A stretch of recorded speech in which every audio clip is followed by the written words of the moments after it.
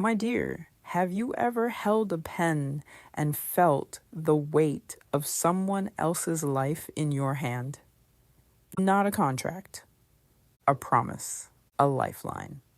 That's what they sold you. It was your nephew, Jamal, or your best friend since college, Chloe. They came to you with eyes full of storms. My credit is ruined from the divorce. I just need a cosigner to get back on my feet. It's a reliable Honda. I've got the down payment. The job starts Monday. They showed you the numbers. They promised with the fervor of a gospel singer. I would never let this fall on you. You're saving my life. And you, with your heart softer than butter, left in the sun, you signed. You trusted the blood tie, the decade of friendship. You believed your signature was just a formality, a bridge they crossed so quickly they wouldn't even feel the wood creak. The first missed payment was a text.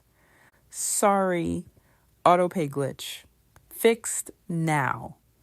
The second was a voicemail. Crazy week. Mailing a check tomorrow. The third was silence. Then the envelope. Thick. Official. From the lender. Not a statement. A notice of default. Your calls go to voicemail. Your texts are left on read. You drive by their old apartment. A stranger answers, moved out weeks ago.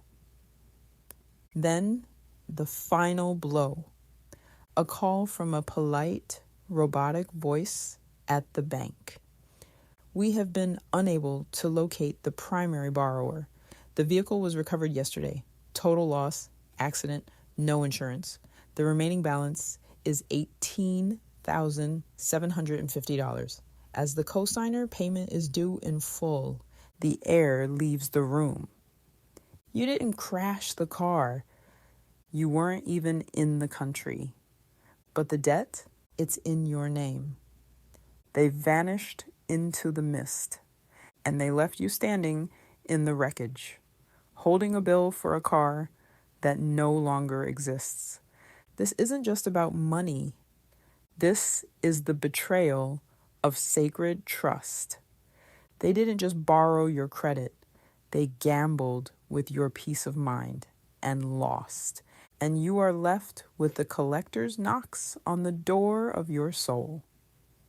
Now the real storm hits. It's not one wave. It's an endless tide. First, the financial bleed. Your credit score. That thing you nurtured for 20 years like a prized orchid is hacked down with a machete. 150 points. Gone. The loan goes to collections. Your card limits are slashed. The mortgage renewal you were counting on? Denied. The interest rate on everything you own skyrockets. Then the family circus. You reach out to their mother, their sibling. Oh, he's going through a lot. Be patient. She's so sensitive. You're stressing her out. You are now the villain. The cruel relative hounding their poor, struggling baby. The narrative flips. Your help is forgotten. Your financial ruin is now your own harshness, the legal labyrinth. You consult a lawyer. The news is cold, hard truth. You didn't co-sign. You signed. You are equally liable. The bank doesn't care about your family drama. They want their money from you. You feel the walls closing in. Every ding of your phone is a new alert. Every piece of mail is a threat. You lie awake at 3 a.m. doing mental math that never adds up. You start skipping your own small pleasures, the coffee out, the movie ticket, to throw money into a bottomless pit dug by someone you loved. The relationship is a ghost, but the debt is a haunting. The awakening doesn't come with a gong. It comes in a quiet, terrible moment of clarity. Maybe it's when you're crying in your car after the bank call, and you see a happy couple drive past in the exact same model of car you co-signed for. Maybe it's when your own child asks if you can still help with their tuition, and you have to say, I don't know. Maybe it's when you see a social media post from them, a new haircut, a weekend trip, a smile that shows not a single ounce of the weight you are carrying. And the thought forms, cold and solid as marble. They are free, and I am in prison, and I handed them the key. That, my dear, is your enough. It's the moment you stop feeling like a victim of their actions and start seeing yourself as a participant in your own downfall. You signed, you allowed it, you trusted without protection. This awakening is not about hatred for them. It is about a profound reckoning with your own worth. You finally ask, why was their emergency more important than my security? Why was their convenience worth my catastrophe? The love you had for them curdles into something else. Respect for yourself.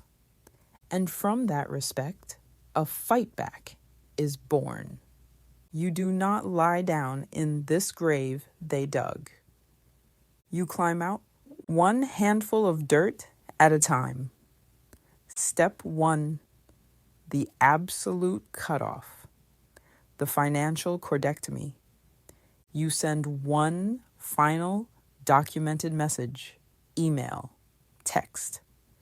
Due to the default on the loan I co-signed, which has severely impacted my finances, I will be taking the following steps.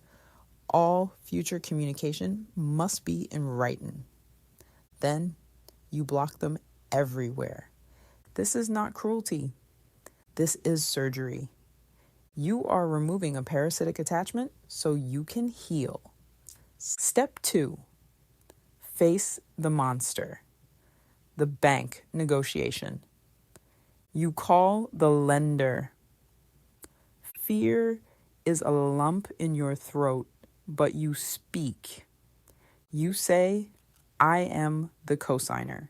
I cannot pay the full balance. I want to discuss a settlement in full or a payment plan to avoid charge-off.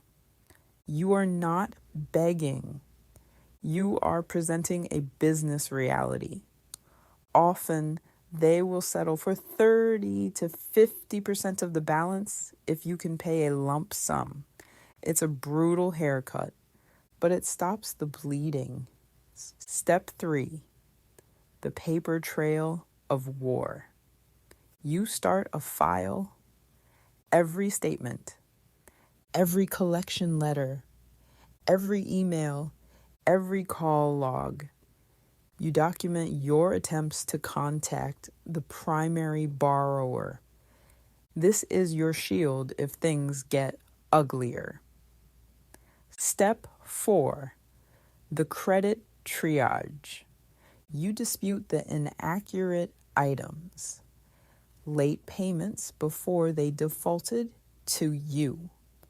You add a 100-word consumer statement to your credit report. This debt is a result of co-signing for a family member who absconded. I am currently negotiating settlement. It doesn't fix the score, but it tells your story to any future human lender. Step 5. The legal whisper. You pay for 1 hour with a consumer debt attorney, not to sue your family. You likely can't get blood from a stone, but to understand your absolute rights and the best path to a settlement. Knowledge is power, and power is calm.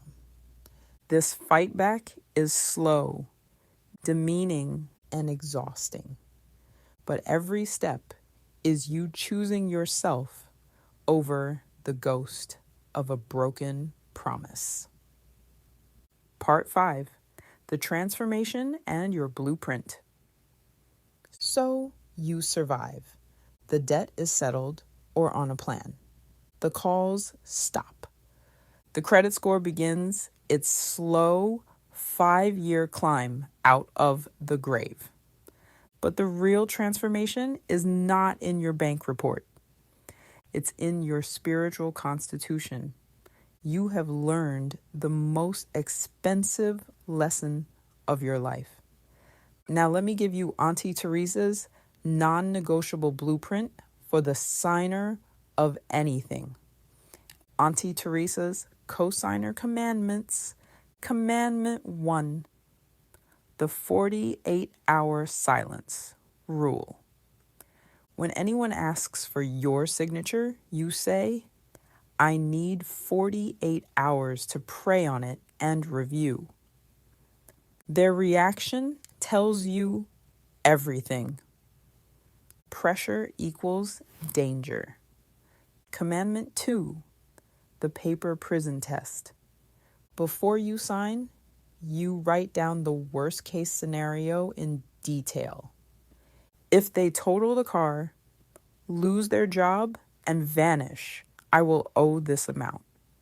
This will cost me my vacation, my credit score, and my peace for these many years. Read it aloud. If your stomach knots, the answer is no. Commandment 3, the collateral swap. If you must do it, you secure collateral of equal value that you hold. A piece of jewelry, the title to their current car, a notarized lien on their property. It's not about mistrust.